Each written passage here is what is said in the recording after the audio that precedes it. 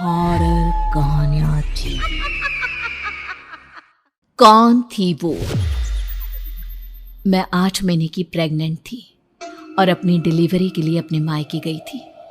माँ ने मुझे फोन पर बताया, घर के पीछे की तरफ जो खाली जमीन थी ना, वहां पर एक नया कमरा बनवा लिया है। इतने सालों के बाद जैसे ही अपने घर में कदम रखा, कुछ अलग सा लगा।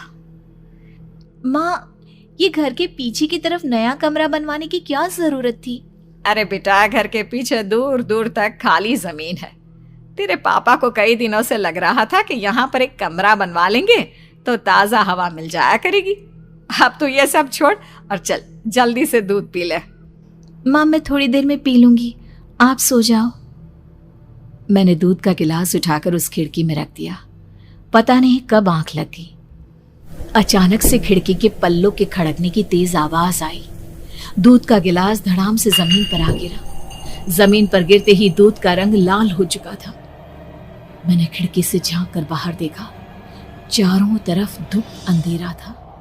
उस अंधेरे की तरफ से कुछ आवाजें आ रही थी, जैसे छोटे बच्चे आपस में खिलखिलाकर मस्ती कर रहे हो।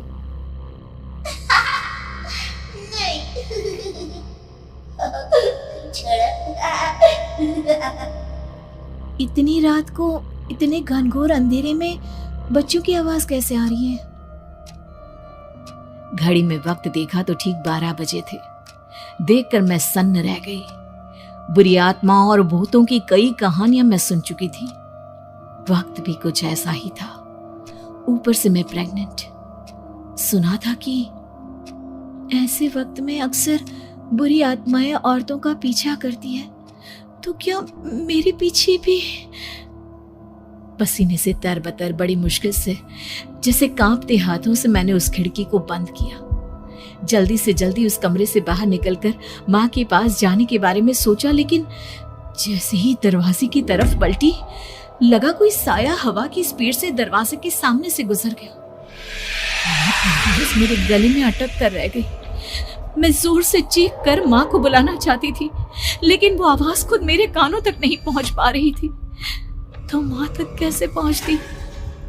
खिड़की के पल्ले एक बार फिर तेज हवा के झोंके से धड़ाम करके खुल गया और पूरी ताकत से मैं चीख पड़ी। जानती थी मेरी चीख की आवाज सुनकर कुछ ही सेकंड में माँ वहां पहुंच जाएगी, लेकिन ऐसा कुछ हुआ ही नहीं। मेरा कलेजा डर के मारे फटा जा रहा था। आखिर माँ ने मेरी आवाज क्यों नहीं सुनी? इतनी गहरी नींद में तो माँ कभी नहीं सोती। ठीक पीछे खुली हुई वो खिड़की। मुझ में इतनी ताकत नहीं बची थी कि मैं पलटकर उस तरफ देख भी सकूं।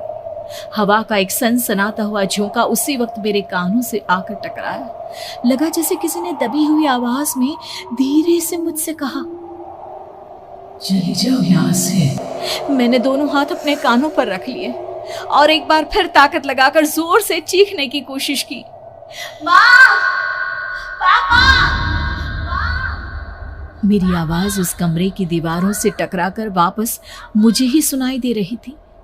जितनी ताकत के साथ मैंने चीखने की कोशिश की थी, कुछ ही देर बाद उससे कहीं ज्यादा तेज और दर्दनाक चीख मुझे सुनाई देने लगी।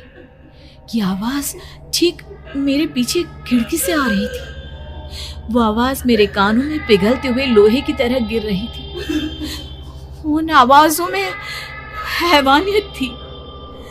वो आवाजें किसी इंसान की नहीं है, इतना मैं समझ चुकी थी। कांप रहे हाथों से मैंने अंधेरे में कुछ ढूंढने की कोशिश की। तभी अचानक मेरा हाथ बेड पर रखी टॉर्च पर पड़ा। किसी तरह ताकत लगाकर टॉर्च का बटन ऑन किया, लेकिन ये क्या? सामने दरवाजे पर 3 छोटी लड़कियां खड़ी हुई थी। उनके हाथ में स्टील के चमचमाते हुए चाकू थे। मैं घबराकर लड़खड़ाई और पीछे की तरफ हटी, लेकिन तब तक वो मेरे पास आ चुकी थी। उनकी गर्दन टेढ़ी थी और उनके हाथों के वो चाकू मेरे पेट को निशाना बनाने को तैयार।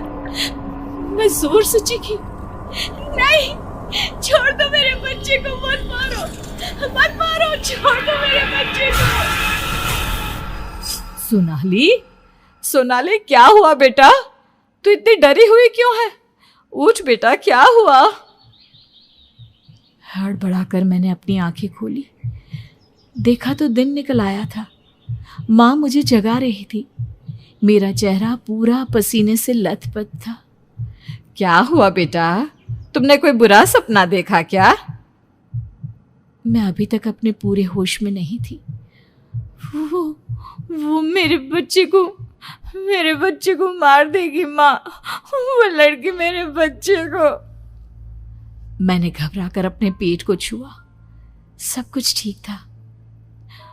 और वो दूध जो रात को यहाँ पर गिर गया था, उसका रंग लाल हो गया था। माँ ने हंसते हुए दूध का गिलास मुझे दिखाया। तुमने दूध पिया ही नहीं, पूरा का पूरा ऐसे ही रखा हुआ है।